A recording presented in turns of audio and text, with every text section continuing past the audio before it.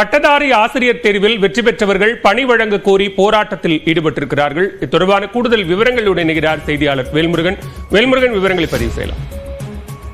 பாலவில் குறிப்பாக தமிழக அரசு பள்ளிகளில் 10,000க்கும் மேற்பட்டோர் பட்டதாரி ஆசிரியருக்கான பணியிடங்கள் காலியாக இருக்கும் நிலையில் கடந்த நியமன தேர்வில் தேர்வானவர்கள் 2000க்கும் குறைவானவர்களே தற்போது அதில் பணி நிரப்பம் செய்யப்பட்டதனால கிட்டத்தட்ட 37,000க்கும் மேற்பட்டோர் இதுல தேர்ச்சி அடைந்த நிலையில் தற்போது அவர்களுக்கான அந்த வாய்ப்புகள் இல்லாத சூழல் இருப்பதாக அந்த கோரிக்கைகளை வலியுறுத்தி தற்போது சென்னை நுங்கம்பாக்கத்தில் அமைந்திருக்கக்கூடிய டிபி வளாகத்துல காத்திருப்பு போராட்டத்தில் ஈடுபட்டிருக்கிறார்கள். கிட்டத்தட்ட 50க்கும் மேற்பட்ட ஆசிரியர்கள் தொடர்ச்சியாக இந்த போராட்டத்தில் தற்போது பங்கேற்றிருக்கிறார்கள். கிட்டத்தட்ட இந்த நியமன தேர்வு அப்படிங்கிறது கிட்டத்தட்ட 12 ஆண்டுகள் கழித்து இந்த தேர்வானது நடைபெற்றிருக்கிறது.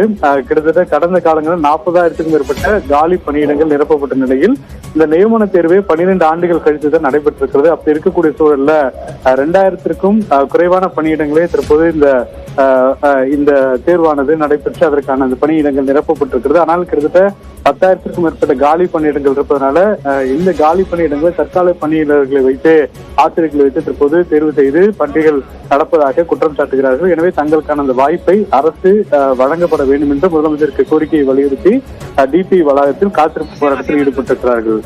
பாலவேல், விவரங்களுக்கு நன்றி வேல்முருகன்.